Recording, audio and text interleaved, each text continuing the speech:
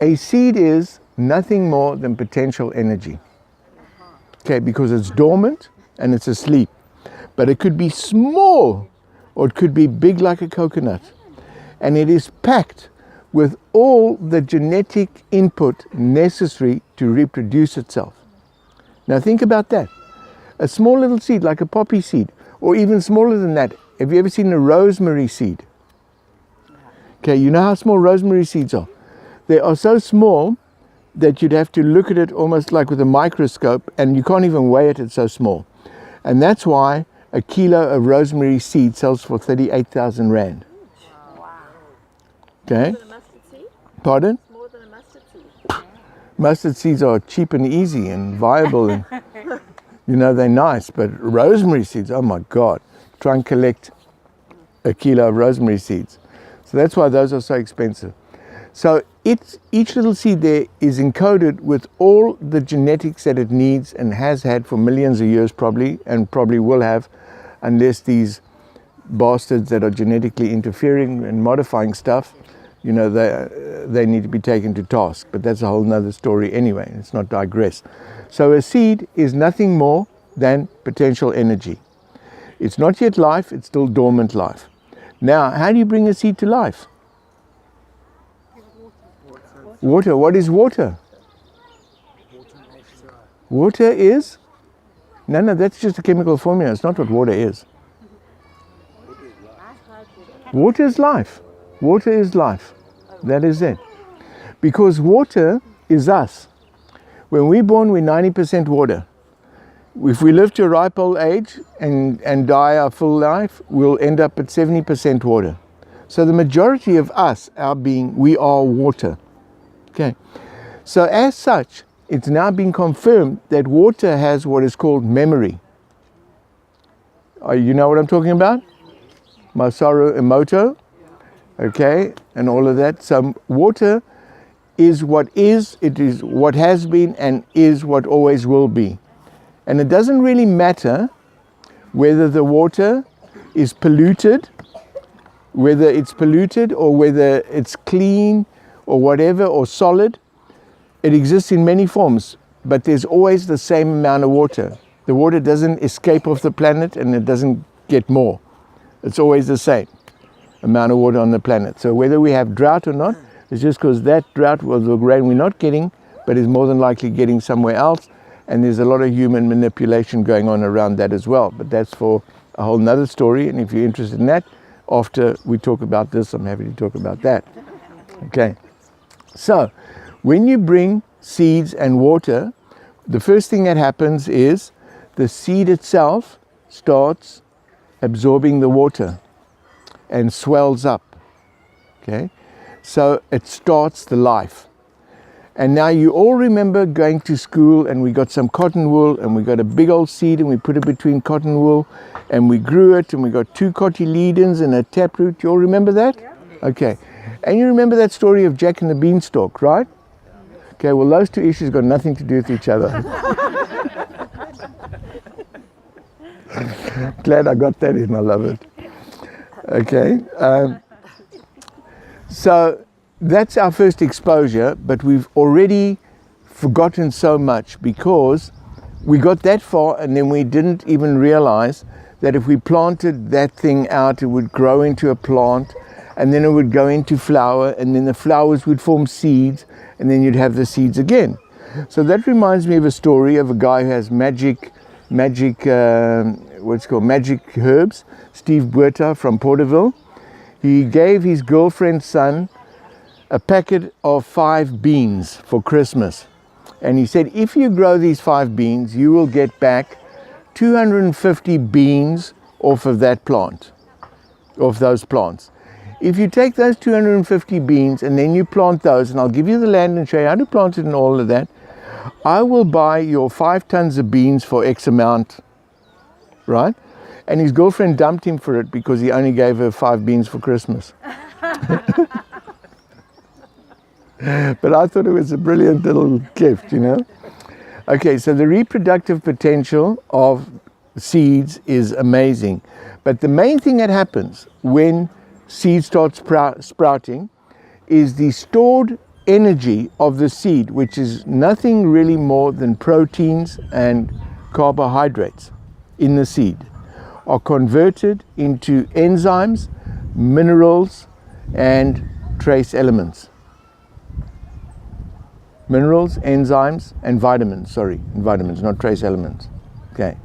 So when you have a sprouting kit like this in your kitchen next to your sink, you actually have a vitamin factory. Now, why do I say that? Because the one thing that I bet you maybe one person here knows, but I kind of doubt that more than one would know, is how do they make vitamins and where do vitamins come from? Energy from the sun that they transform into whatever, yeah. So It's synthesized special plants. Plants. Yeah. Okay. Anybody else? Oh, chemical. Pardon? Oh, okay, that's all. It's animal. A lot of them are, but we're talking about natural vitamins. Okay, the biggest natural vitamin company in the world is owned by Amway, and they are in Minnesota, and they got 4 miles long of warehouses. Okay, they're called Nutra something or other. No, some other name, but I forget what it's called. But they market it under different names and they make it for a lot of different people. And they've got apparently 12 different zip codes in this 4 miles. And they don't allow people in there because it's all in warehouses. But inside, they are growing sprouts. And they are extracting and synthesizing the vitamins out of the sprouts, putting them into a pill so you can take your vitamins. Okay. Now, when you take those vitamins, natural or synthetic, and you go pee, you're peeing out 90% of the vitamins. Okay. When you eat these, you're getting, I don't know, certainly you're not peeing out 90% of the vitamins. Okay. So then there's a thing called probiotics. You heard of probiotics? You know how they extract probiotics? Primarily out of one sprout called fenugreek. Okay? That's where your so wouldn't you rather eat fenugreek sprouts than go look for probiotics? Okay. Now I'll let you all into another thing. Okay. How many of you here suffer from indigestion or what is commonly known as heartburn? Nobody. I am amazed. You used to, but you don't, okay? Okay. So for me, I had a stage where I was going through, God, everything I was eating was like giving me heartburn, like even drinking some water was giving me heartburn. And I ran into a GP that I know in Sea Point, Mike Levy, and I said, Mike, what's going on with me? Everything I eat, I'm getting heartburn from. He says, oh, my boy, next thing for you is we're going to have to give you, what's that surgery? No, a surgery where we connect your stomach directly to your, and we bypass all that, you'll never have acid reflux again. So I said, well, I don't sound like a good candidate for doing a bypass kind of surgery thing. I need to find out why, what the root cause is, not just treating the symptoms. So the whole thing was actually right under my nose anyway. And if you go to my webpage and you look under the nutritional benefits of sprouts, you'll see all about the enzymes there. And what happens is this. Our body is like a bank account. And every month a trust fund deposits money into our bank account, and that's how much money we got. But the same is true because our body, like the bank account, we produce enzymes every month. But we only produce X amount of enzymes. Now, if we've wasted a lot of our enzymes on eating crap food like drinking sodas and eating McDonald's and stuff like that, very soon we're not producing enough enzymes. And all of a sudden, you're getting your very first digestive disorder. No matter what your first digestive disorder is of any kind, that is the point in your life where you have started aging. Your aging process has begun once that happens. Okay. So how do you reverse that or prevent that from coming on? You ensure that your supply of enzymes is more than adequate. Okay, because enzymes is that part of the stuff that we consume that goes to the food, breaks it down and converts it into energy. Without enzymes, we all die. Okay, you can't live without enzymes. So when you don't produce enough, you have digestive disorders. So I said, well, I'm going to try this. So I had sprouts for 2 weeks. My heartburn went away. I started eliminating things first, like red sauce off the pizza, white flour, blah, blah, blah. But soon I'd eliminated all the food. Then I'd eliminate water. And that was a little bit difficult. So I did the sprouts for 2 weeks. And I said, wow, I don't have heartburn anymore. Let me try that pizza with the red sauce now. But I can put sprouts on it. No problem. Yeah, I went through fantastic. Not having heartburn, could eat anything I want as long as I was eating sprouts. I said, this is too good to be true. Let me stop eating sprouts for a while, see what happens. 2 weeks later, I started getting heartburn. Okay, that's how simple it is to deal with acid reflux, heartburn, or digestive disorders. Okay, because your sprouts is going to give you your intake of all the minerals that you need. See, the powers that be are not totally vested in having you healthy. They like you to support the pharmaceutical companies and the medical industrial establishment. But yes, of course. So what we're going to do is we're going to do something for ourselves and actually take that step towards being self-sufficient for ourselves and start producing our own food in the comfort of our own home 365 days a year for cents on the rand. It costs you virtually nothing. Okay? Your seeds go a long, long way. Okay. So to give you an example of, because of the fire, I wasn't growing at my house. But then this event came up and I knew about it. It was last week on Monday, Monday. And I said, okay, we quickly got to grow some sprouts. So I pulled out 2 of these. This is my commercial sprouter, 12-liter capacity, because these are 3-liter jars. And I did 4 of them. And I harvested this morning 9 of these trays full of sprouts. 9. Okay. Normally, when I was supplying a lot of the restaurants, I'd take it to them like this. And I'd say, here's a tray of sprouts for you. 120 rand, please. No problem. Can I have 3 of those every week? So I was doing quite a lot of that. Okay. So if you figure I got 9 trays, say 100 is 900 rand return in 5 days. Okay. What it cost me in seeds? Well, my cost is quite different from what my selling price is. But believe me when I tell you that it doesn't cost me that much. And one day I worked it out when I was doing mung beans and growing the tall mung bean shoots, and it was costing me like 26 cents of mung beans for a return of 600-700 rand per week on that, and I had like 2 or 3 machines doing that at that time, and the equation of profit was just so big and off the scale that I was quite ashamed, to tell you the truth.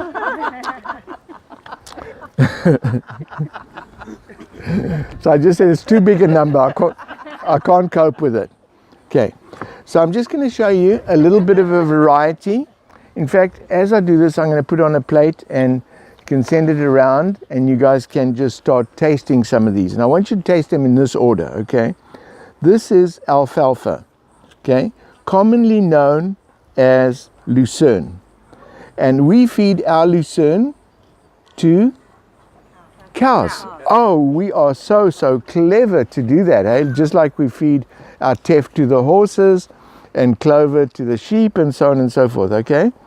And then we give our fenugreek, which this is fenugreek here, we feed that to the horses. Yeah, we got great horses, okay? Now fenugreek is so magic because it sprouts in like a day and a half. It tastes different every day. From morning to night it tastes different. At first it might taste bitter to you, but as you acquire taste, it becomes sweet. I absolutely love fenugreek.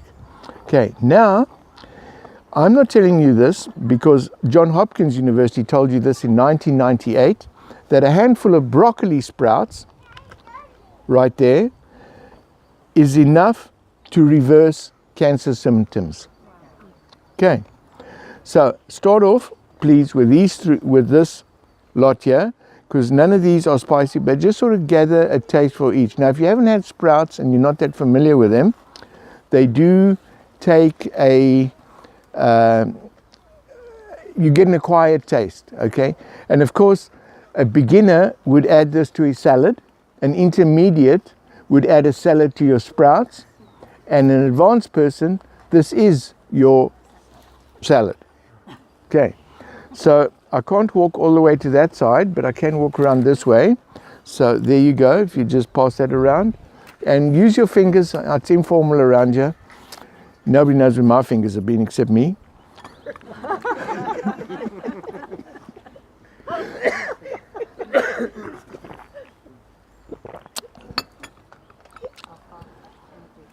Okay, so now let's get on to the difficult part of growing sprouts. Okay, the hardest thing about growing sprouts, and let me introduce to you Isaac. Isaac is been with me for a while, and he helps me, and I've taught him how to grow sprouts and all of these things, and he does such a wonderful job. And I can't believe I'm walking out of this country on Christmas Day and I'm so unorganized. Okay, so this is the hardest part about growing sprouts. Okay, you have what is called a closure system here. I call it a closure system. Now, many people over the years have argued with me, oh, this is terrible, why don't you just get a lid with a built-in thing like this and blah, blah, blah. Those things are horrible to clean. If they stainless steel, they go rusty. Anyway, the lids go rusty. There's nothing better and easier than this, because it sounds like old technology, but as good as that solar dryer I got in my backyard that just consists of 2 straight poles, cross arm, string across and close pegs. Simple but effective. The same. So basically this is the hardest part, is putting your net over and putting the elastic band on. Okay. So I'll save you all, if you go like this to put the elastic band on, you've lost the plot completely. Okay, this is how you put on the elastic band, from the top down. Okay, and as you go over, you just pull it taut and you just let it slide off the tips of your fingers, just like that. What you shouldn't do with this method is pull on these, because if you pull on these, eventually it wears them so they don't last as long. Although this quality is extremely good and it's imported from the United States, and the elastic bands are also imported, and it's food grade quality. Okay, so the colorful ones you see here, I'm going to introduce to you now on this next round, because today is your very, very lucky day, because you are getting introduced to a rainbow myriad of radish. Okay, all of this in here, everything is radish. Wow. Okay, and some that you haven't tasted in here is radish. So I'm going to go through these, here's a plate. I'm going to go through with these radish and tell you what each one is, okay? Over here, this one here is called black radish. Okay, black radish, it grows round and circular with a black skin on the outside and white on the inside. And those radishes, I've seen them for sale at 25 Rand a radish, per radish. Okay, and I did a thing with a mandalay where I went like that, and then I pickled them, and they were absolutely delicious. Okay, after that, your very old traditional radish right here, called daikon or Japanese radish, right there.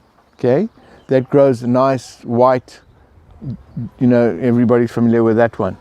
Okay, then this is one that I've imported from Italy. It's proprietary to a company in Italy. It's called Radish Rambo. How beautiful is this? It's the most popular of all the radishes at the moment because of its deep purple color. And then next to that, one of my favorites is a radish called red coral. And another day or so, this thing will be neon red. Neon red. Okay? Because I harvested these this morning. If they went one more day, it would have been Amazing. Then next to this one, I'll put it on top here, is a radish China Rose is the variety. And then last but not least, this one will also go much more colorful during the course of the day. And this is radish Cherry Bell. Okay, so here is just a full-on medley of all the radish varieties that I have. And if any of you guys want to taste some more of that stuff, there's leftovers over here, because I don't want to take any of this home because I've got 9 more trays.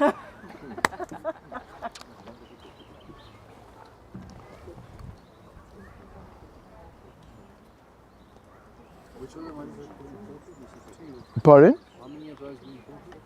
Well, Cherry Bell I used to get locally, but all the Cherry Bell has been poison treated, so I can't get that locally anymore. So I imported the Cherry Bell this time, and all the other radishes except the Nooit Gedacht, which is the Japanese radish, are imported. And you import the seeds. Yeah, I import the seeds from Italy. Okay. Yeah, where they grow them organically. So if you wanted to get them to go home, you'd have to order them from Italy continuously. No, I order large volumes. Oh, okay. I import them. Yeah. And then through my website, I've made them available. Okay. But now that I'm leaving, I'm not sure what's going to be happening. I'm hoping that Soil for Life will take over my business. They may or they may not, depends. There's 1 or 2 other people I'm talking to, but no matter what, come hell or high water, I'm going to the airport on Christmas Day. What is your web address? kitchengarden.co.za. One word. Kitchen garden. Yeah. Kitchen Garden. Okay.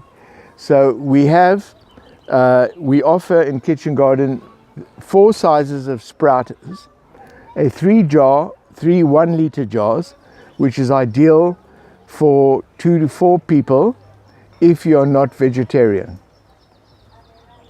Okay, if you're going towards that way, if you are 2 people and you're vegetarian, you should go for a 6-liter jar.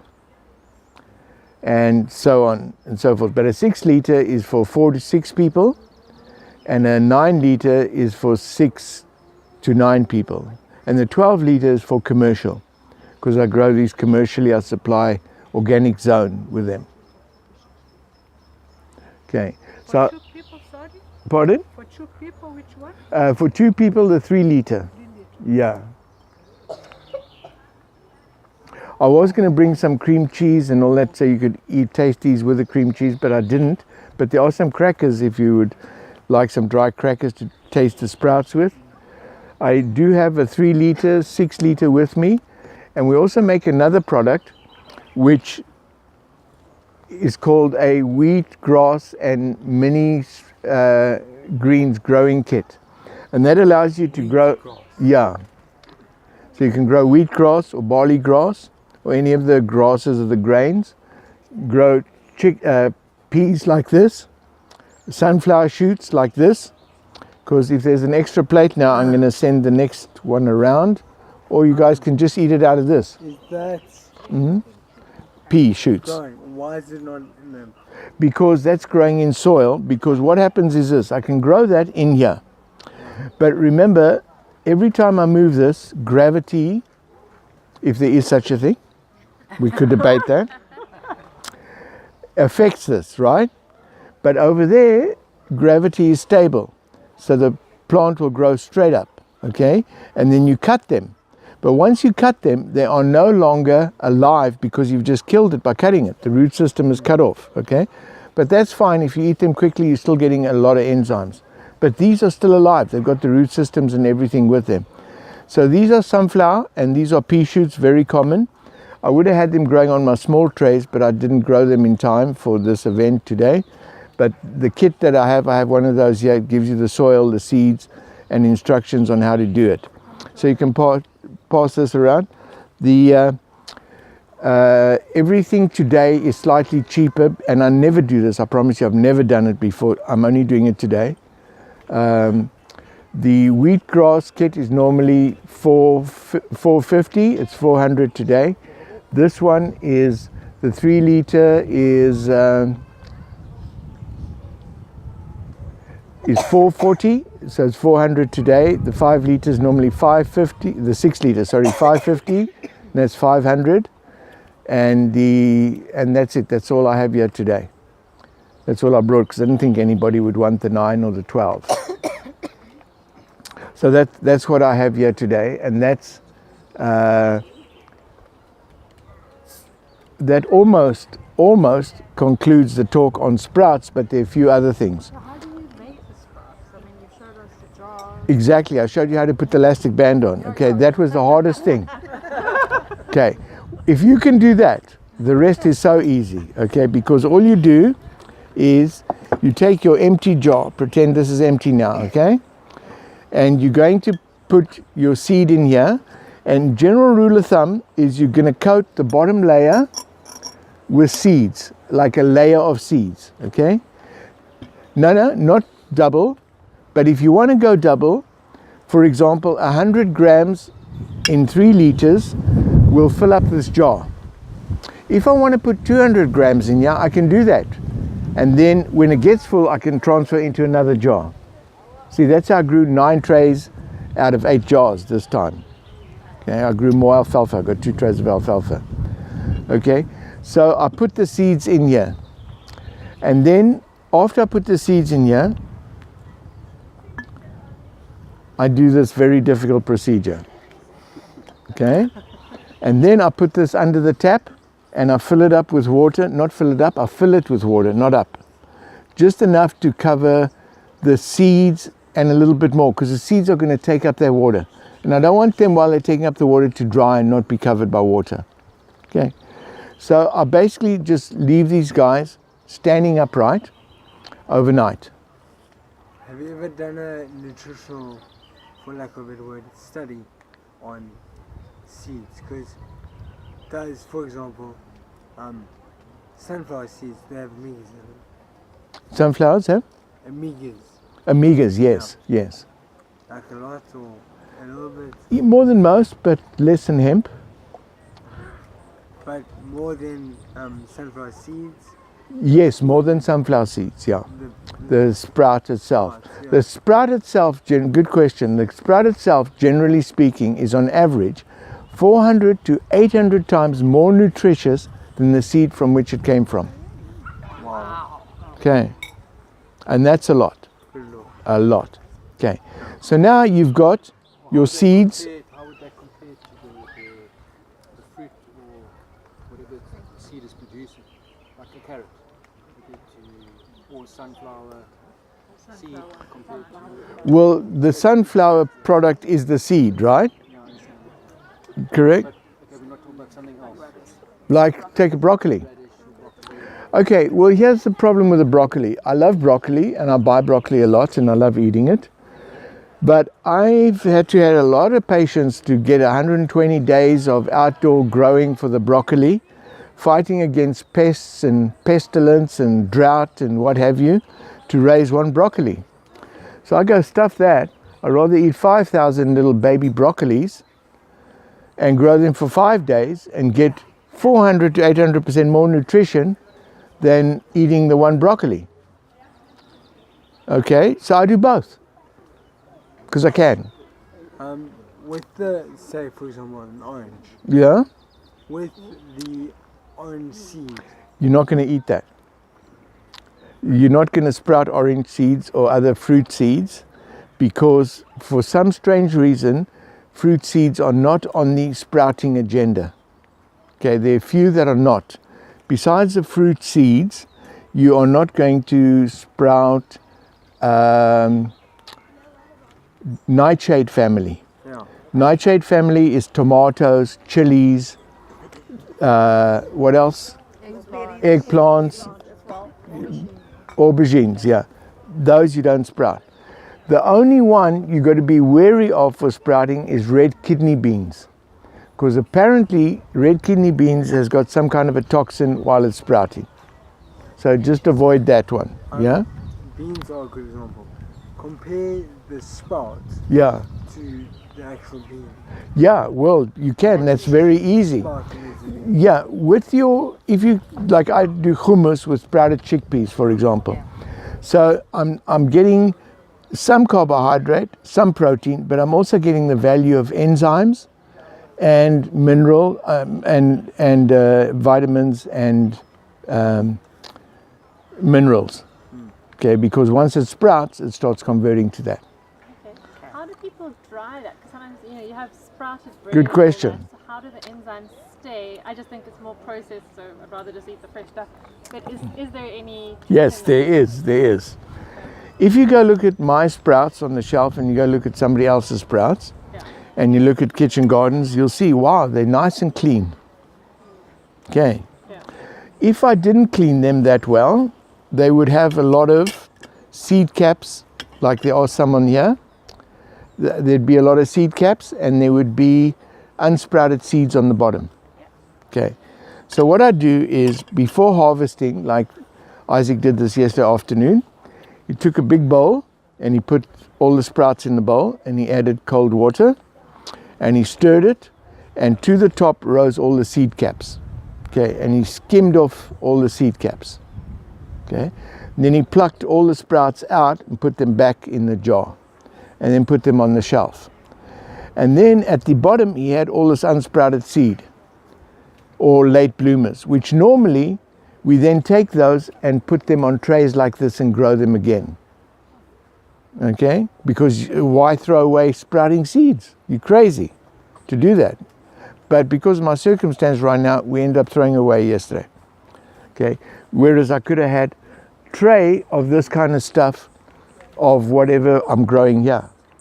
Okay, see, so that's Taking all the things off. what? That must take hours. No, The capsule. no, you put it in water Okay. and then you skim it When off. you do that, it seems like the roots break off, and then that makes them, some of them die and some of them don't, and you can't separate the ones. The roots break off. Yeah, when I mix it and try and. Are you using a blender with a blade or something? No, I'm using my fingers. No, they don't break off. They don't. Okay. They might appear to, but they don't really. The oth- Do that clean at the end, right? yeah, at the end, because now that I've washed it Yeah. and I've put my seeds that are sprouted and late bloomers aside to plant, and I've taken my seed caps, and if I've got a dehydrator, I mean, it's still plant material, I dry those, Yeah. because I make a caviar out of them because they crunch like eggs, but that's a whole nother thing. Then I put these back in here and I don't water them again. So in the morning I take these out and I harvest them and I put them on a paper towel. During the course of the day, I fluff them like this to make sure they get air. Okay, and by the time I'm ready to package or put it in the fridge, they must feel dry to the touch. Okay, if they're not dry to the touch, what are they going to do? They're going to frot. When you go to Pick and Pay sprouts, unless you buy them the same day and eat them the same day, and they came in that day, how are they? Slimy. What a bad name for sprouts, huh? Okay, so when you tell the guy who makes the sprouts for Pick and Pay, hey, your sprouts are slimy, bro. They only last a day on the shelf. He says, no, they're meant to be that way so we get a bigger turnover. See, that's the difference between them and somebody who's hands-on like me, and I'd rather put out a good quality product than do a big turnover. Can you just take me back because you got distracted with questions? So you soak the sprouts? Yeah, so I've soaked the seeds. Okay, back to the process. Keep me on track. Keep me on track. Does it standing out? Standing up. Next morning, pour this water into the sink. Your garden, not in the sink. Okay? Okay, pour it into a bucket. And then take fresh water and put fresh water in, swirl it, pour out the fresh water, and then just try and spread the seeds across the glass because they'll stick to the glass. Okay. Now, what's happening when they stick to the glass? That's a good question, because there's a hygroscopic action going on, which means the seeds stick to each other and trap a bit of water, and the seeds stick to the glass and trap a bit of water. and there's a little bit of water trapped at the neck. Now that bit of water that's trapped by being on the glass and touching each other is enough to get you from morning till evening. Now come evening time, you do the same thing again. Okay, now 4 to 5 days later, they're almost ready to eat. So the rule of thumb on sprouts, they always go, when do I harvest? When it tastes good, you can eat it. Okay, so you can harvest it a little bit every day, or you can harvest it all one time, but whenever it tastes good for you is the time to eat it. Okay, so you can dry it, you can put it away, you can mix a few varieties, you can grow it for garnish. You know, there are many reasons why you grow sprouts.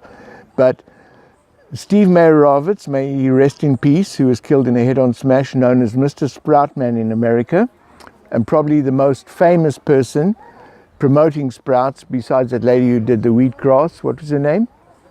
The wheatgrass lady?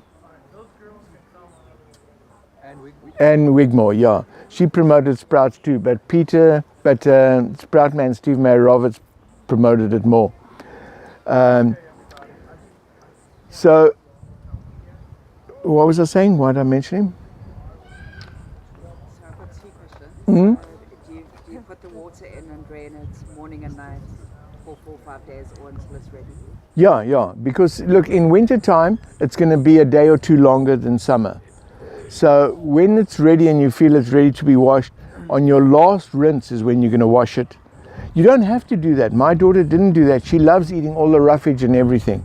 But I mean, you're putting water in the morning. Yeah, and in the afternoon, twice a day.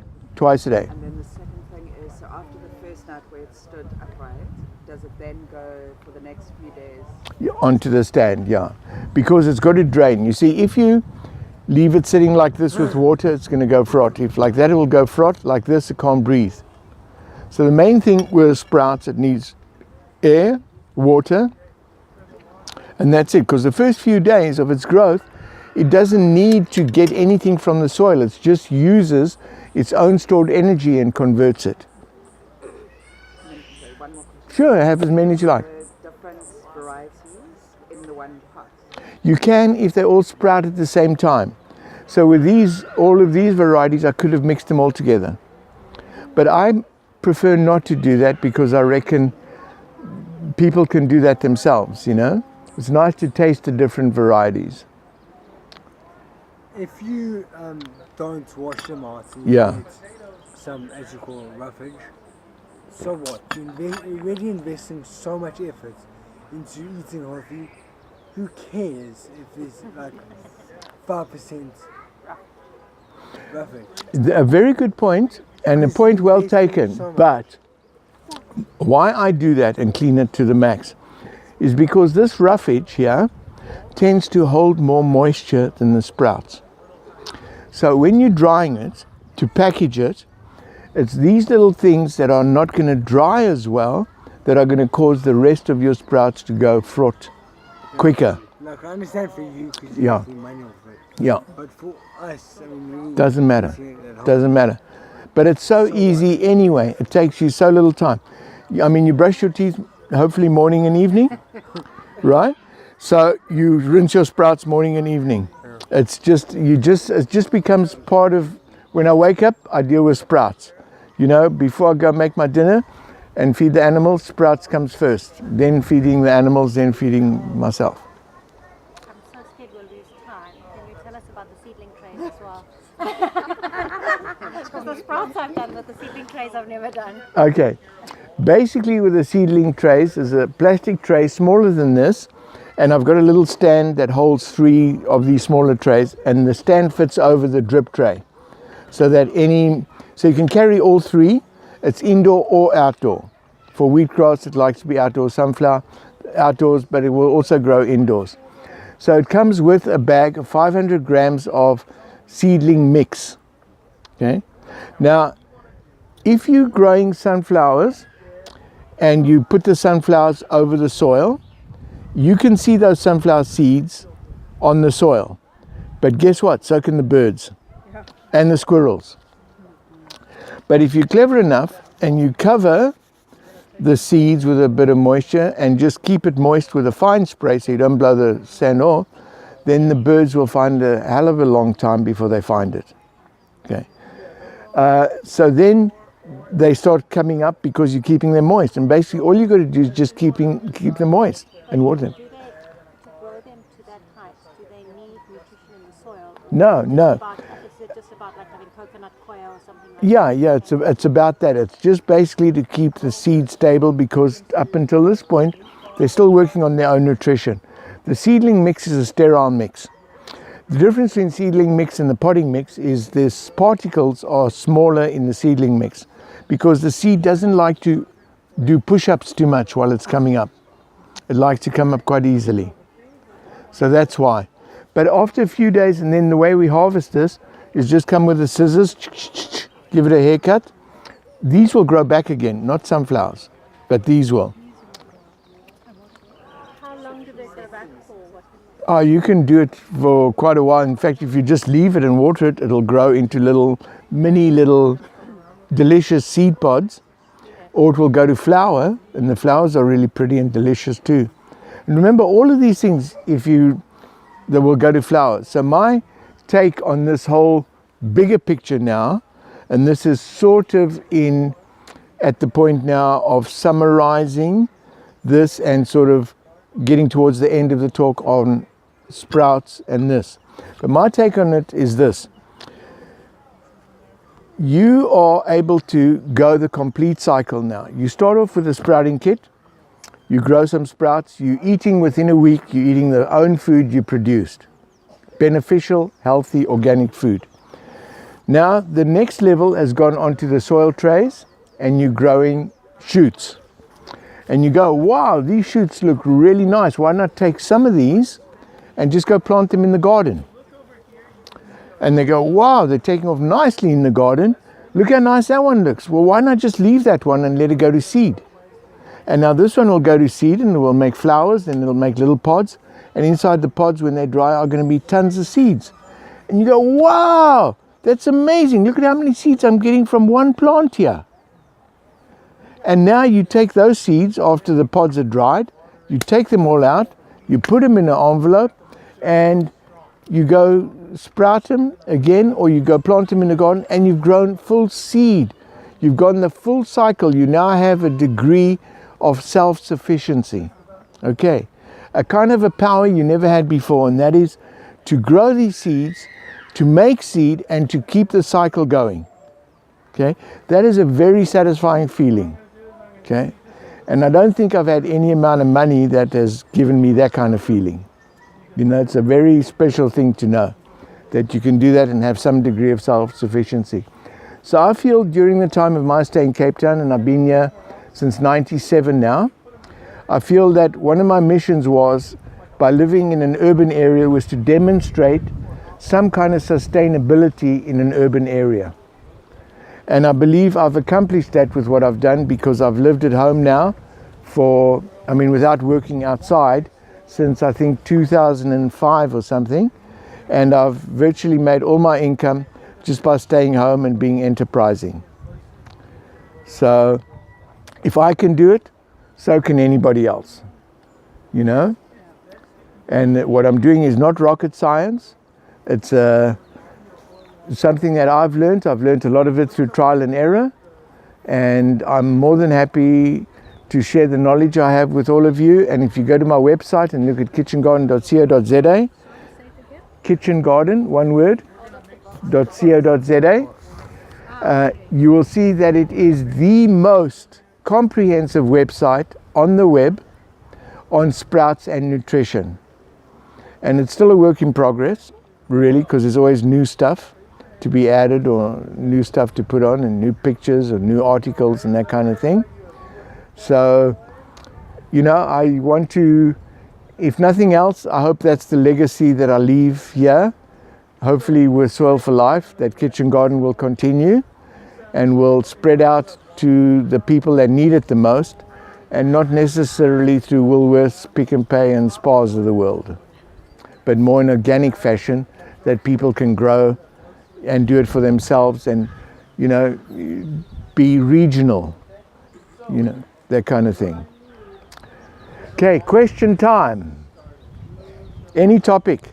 We'll take sprouts and shoots or mini greens.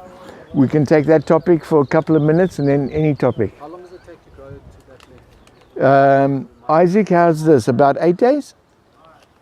It depends winter time and summertime. So summertime sometimes 5 days. So That's true. Yeah. From the very winter time dry is 7 seed or from when you transplant?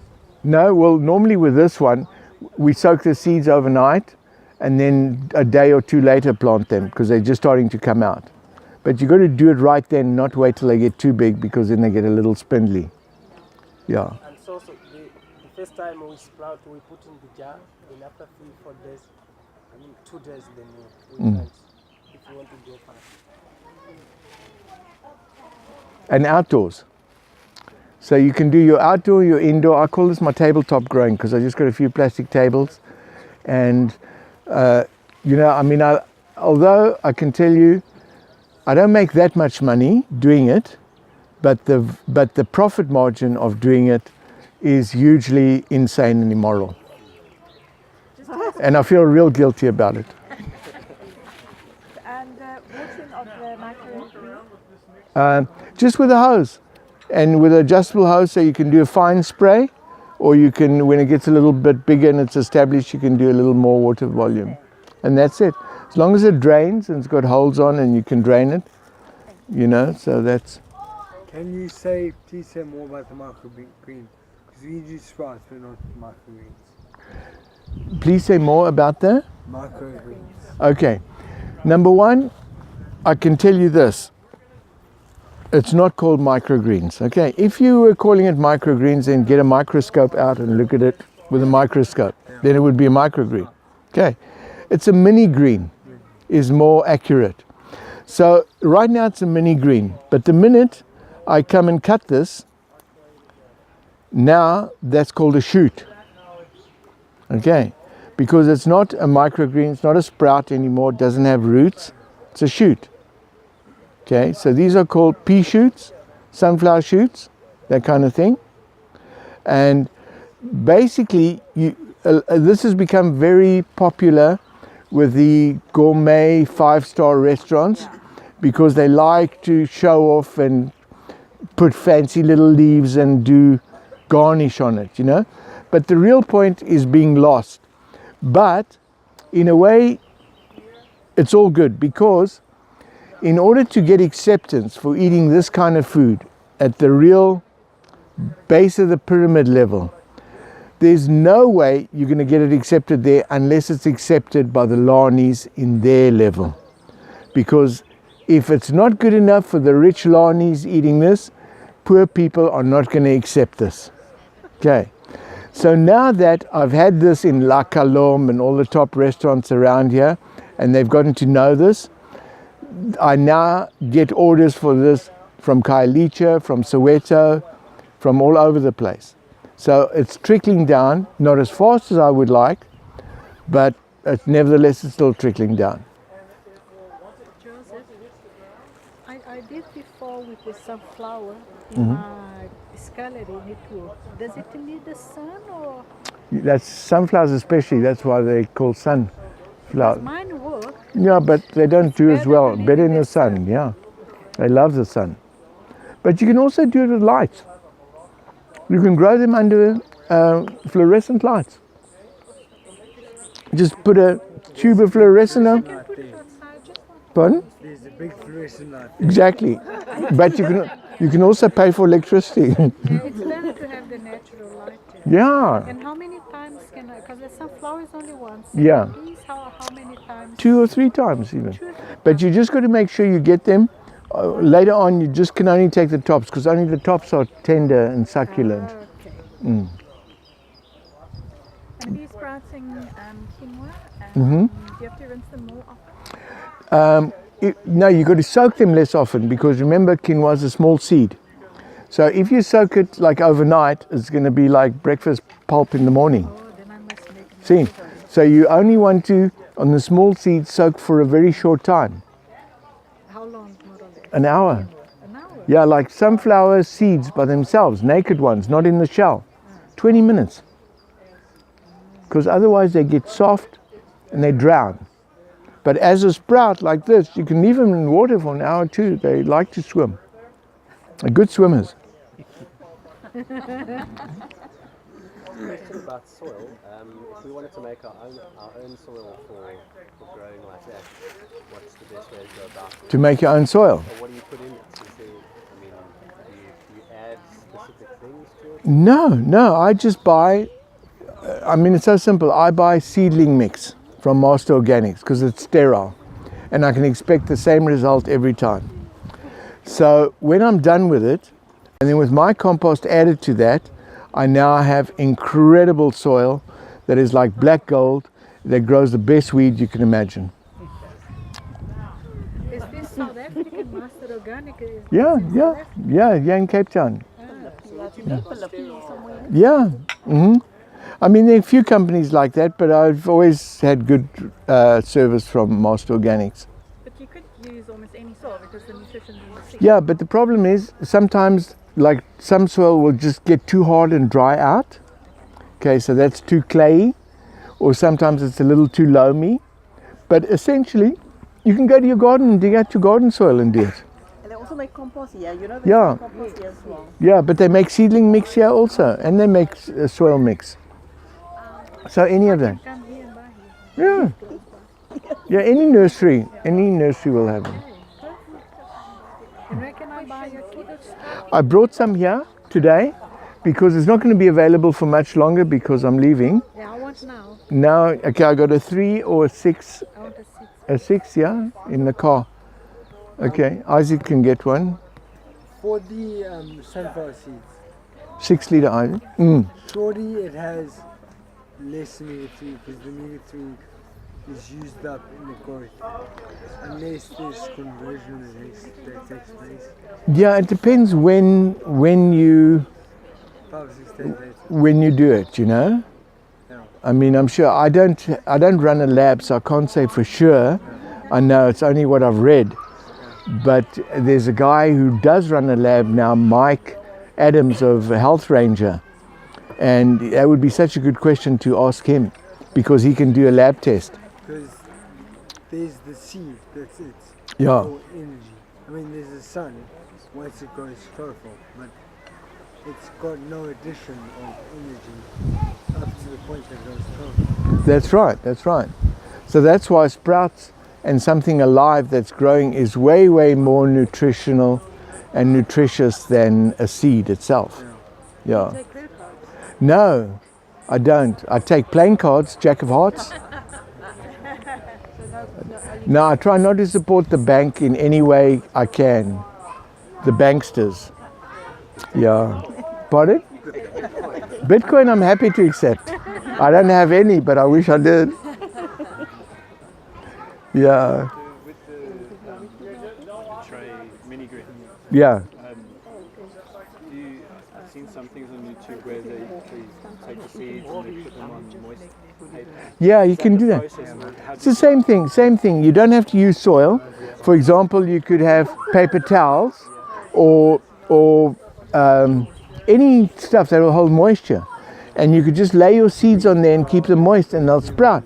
I've grown on hemp, on a surface of hemp, surface of linen, of cotton. Now I tell you what, there was going to be another talk here. A little while ago they're having open day and it got cancelled. Okay. At that talk I had prepared so much stuff of mini greens, this, and I even went so far as to grow different sprout toupees. Okay. You'd be a good candidate and I'll tell you how to do it. And I think it was quite clever. I hunted to find a woman's stocking, but finally found one at Checkers, you know, the old stockings. Okay, that you pull your nose flat and all that, right? So I put that over my head. And then I got somebody with duct tape, came along, and just duct tape over my head, okay, to make the shape, right? And then I took a pencil and I put where I wish my hairline would have been. Right? And then cut it and then made some strategic cuts along so it would lie flat. So now I have a mold in my head. I then took a piece of cardboard, cut that mold, and then took some absorbent material, like that stuff that picks up water, the magic dishcloths or whatever, cut it to the same shape, and cut some hemp on top of that. Put that on a tray, made it moist, and I just sprinkled on chia seed, wheat seed. I did radish Rambo last time. In fact, I got pictures of it. I got all these different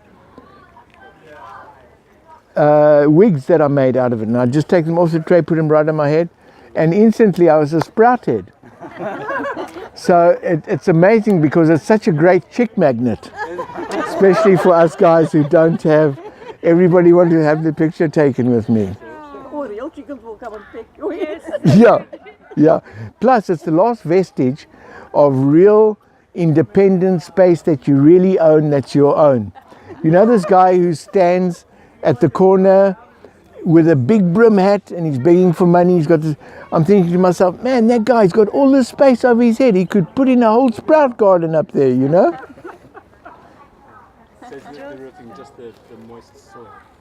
Pardon? The real thing is that if it's soil or hemp or paper, it's just that it's moist, you put the seeds on and it will... Yeah, and the seeds will penetrate into it on top, yeah. Some seeds are so gelatinous, like chia, yellow mustard, buckwheat. Okay, chia and mustard will grow well on a damp surface. Buckwheat, you can wash all that shit off and then sprout it. The question of water, distilled? No, not distilled. Distilled is dead water. Okay, and obviously grey water not on the... No. Tap water, not toilet water. And Tap water is good in Cape Town. are there holes in the tray? Yeah, they are, because it's got to drain. Okay. Would you suggest like Newlands swing water as opposed to tap water? Why not? There's nothing better in Cape Town, in the Western Cape, than Newland spring water. I'm trying to do onion soup. Yes. And they frot. No. They frot. No. I always throw them. Where do you get your onion seed? I think it's Atlas.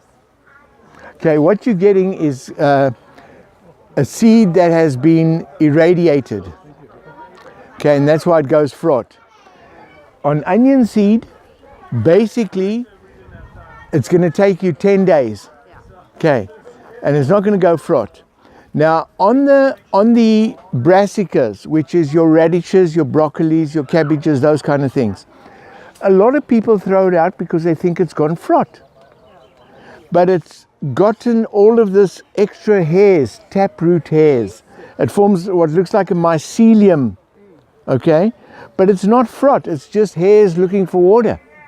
So the minute you give that water, all of a sudden you don't have the network of what looks like mycelium, but it's a network of microscopic taproots, is all it is. If it smells bad, it's bad. If you rinse it and the water is not clear, it's bad. Don't wait for it to get more rotten. Throw it away right there and then, because it's only going to go more and more fraught if your water is not clear.